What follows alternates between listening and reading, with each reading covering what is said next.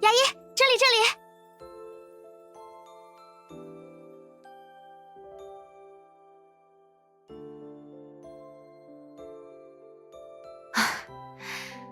这里的视野真开阔。听大姨妈说，他们今年准备了一场史无前例的超豪华大烟花，我可是找了不少地方，才发现这个最佳观赏位。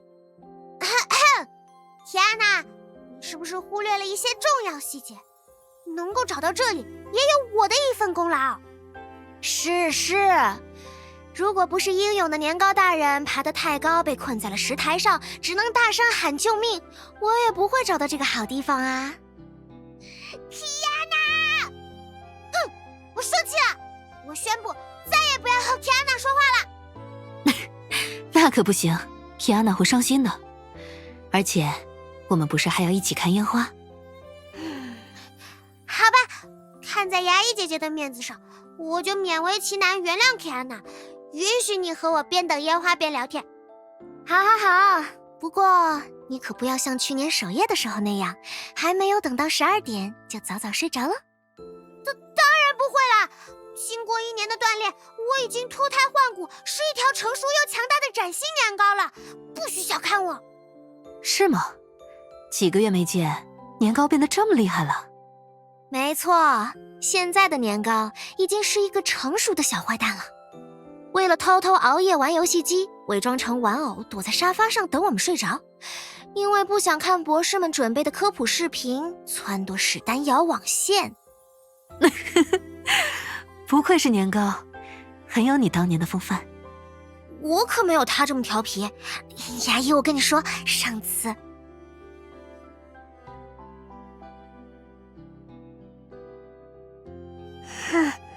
天哪，又欺负我！我也要狠狠将你的就是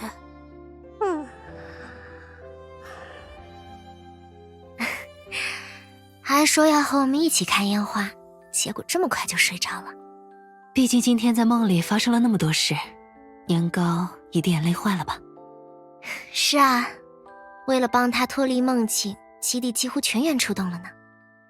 好久没有这么大的阵仗了，幸好有英明神武的年夜守护神保驾护航，事件才能顺利解决。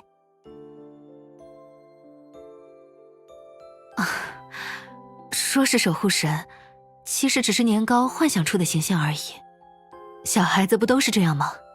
总是幻想拥有一位无所不能的神奇朋友，会带着自己脱离平凡的生活踏上冒险，也会在危难时刻挺身而出。是啊，小孩子都是这样，我也不例外。其实，年夜守护神的故事是我还是个小豆丁的时候，老爸讲给我的。那时候我刚到家不久，因为你也知道的原因，我没有什么朋友，总是一个人闷在房间里。老爸不在的日子里，我就一遍遍地翻看那本故事书，幻想着那个叫年夜守护神的大英雄能从书里走出来，陪我聊天，帮我赶走噩梦里的怪物。幸好有他的存在，一个人的时间总是过得很快，天黑之后也能安然地入睡。也许年糕就是受到了我的影响，才会有今天的梦境吧。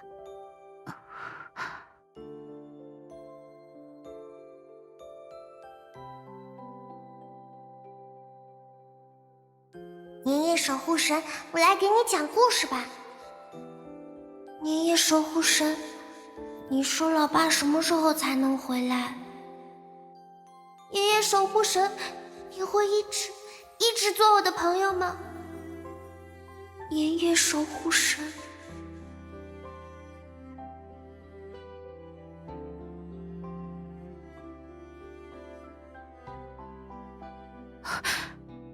天哪！我没关系啦，牙医，都是很久很久以前的事情了。如果不是年糕的梦，我几乎都要忘记这段经历了。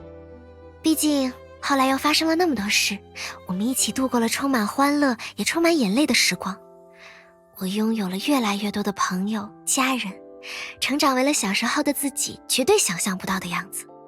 更何况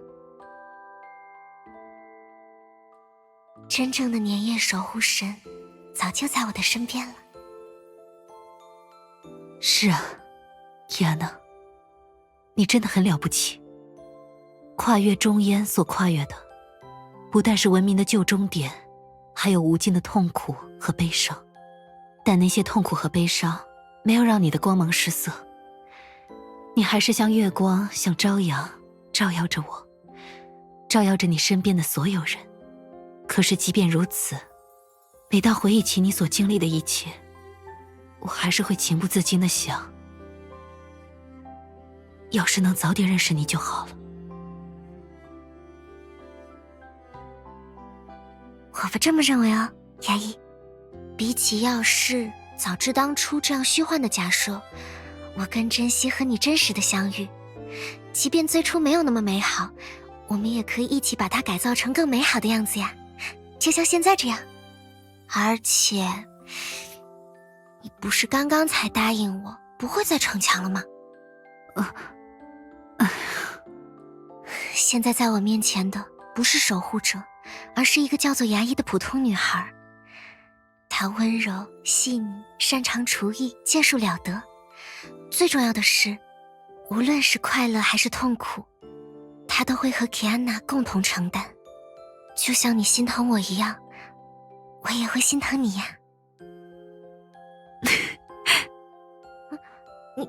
你别笑啊！虽然我也知道这番话有点肉麻，但难得我这么真情流露，就不能配合一点吗？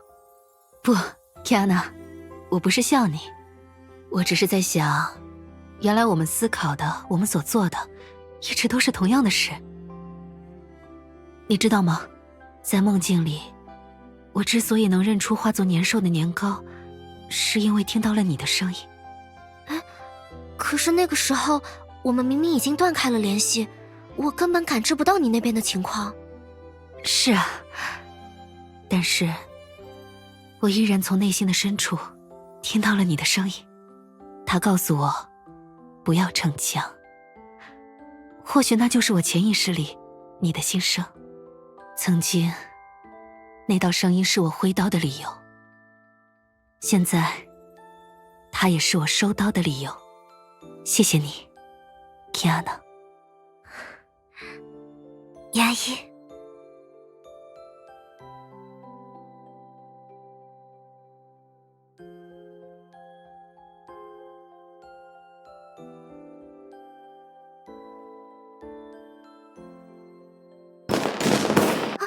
牙医，看烟花，真漂亮啊！一起许个愿吧，牙医。好啊，那么我希望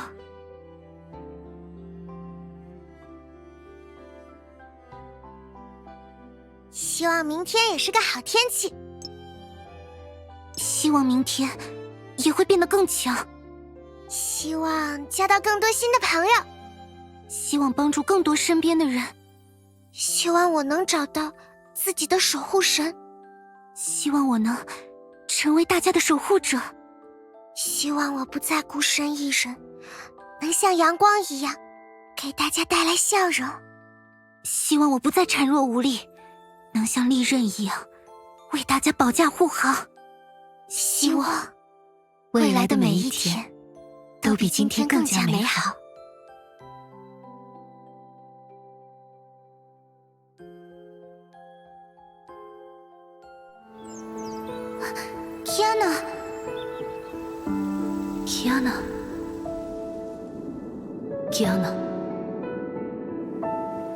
Kiana，